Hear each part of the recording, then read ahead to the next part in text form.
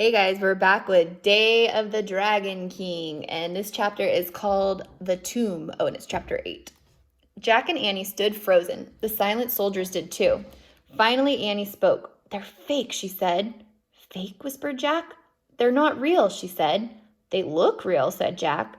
Annie walked straight toward the front row of soldiers. Jack held his breath. Annie pulled the soldier's nose. "Fake," she said. "Oh, brother," said Jack. He walked over to the soldier and touched his painted face. It was as hard as stone. "It's amazing," Jack said. Annie nodded. "It's like a museum." She walked down a row between two lines of soldiers. "Wait, this is spooky," said Jack. "What is this place?" He put down his sack and pulled out the china book. He found a picture of the frozen army and read aloud. The Dragon King had 7,000 life-sized clay figures made for his burial tomb. The clay was baked and painted. The Dragon King hoped that the clay army would protect him after he died. "It's like the pyramid in ancient Egypt," said Jack. "Remember? The queen was buried with a boat and lots of things to take up to the afterlife." He looked around. "Annie?" "I'm here," she called. She was far down another row. "Come back here," yelled Jack. "No, you come here," said Annie. "It's so cool. All their faces are different." Jack threw the book into his sack. Then he hurried down the row to Annie. "Look," she said. "Just look." See all the soldiers, or all the clay soldiers? There's Jack and Annie hiding amongst them.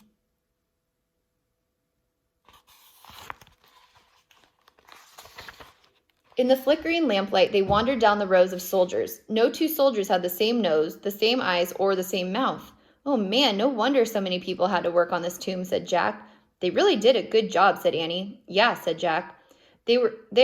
There were kneeling archers and foot soldiers dressed in red and black armor. There were real bronze swords, daggers, axes, spears, bows, and arrows. There were even life-size wooden chariots with horses. The horses looked completely real. They were different colors with white teeth and red tongues. "I have to take some notes about this," said Jack. He pulled out his notebook and pencil. Then, kneeling on the brick floor, he wrote, "No two faces the same, not even the horses."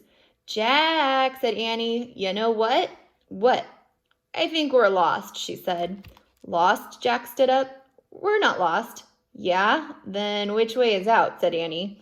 Jack looked around. All he could see were rows of soldiers. In front of them, to the right, to the left, behind them, nothing but clay soldiers. "Which way did we come from?" said Annie. "I don't know," said Jack. All the rows looked the same. They stretched out endlessly. Jack tried not to panic. "I'd better look this up," he said. "Forget it," said Annie. "Morgan said the research book would guide us. But in our darkest hour, only the ancient legend would save us." "Is this our darkest hour?" asked Jack. Annie nodded. "Yeah, it's pretty dark." "It does seem to be getting darker in here," thought Jack. The air was getting thicker, too. It seemed harder to breathe. "Let's ask for help," said Jack. He reached into the sack and pulled out the bamboo book. He held it up and said, "Save us!" As Jack waited, the tomb seemed unbearably quiet. Jack held the book up again. "Please help us find our way out," he said. He and Annie kept waiting, but nothing happened. The air was growing even thicker. The light was getting dimmer. The countless rows of soldiers seemed creepier. Help did not come. Jack felt faint. I guess we'll just have to... "Look," Annie said. "What?" "The ball of thread. It rolled out of your sack," she said. "So what?" said Jack. He looked at his cloth sack lying on the floor. The ball of yellow silk thread had rolled out, and it was still rolling, leaving a trail of yellow thread. Oh, you think that's going to help him get out of there?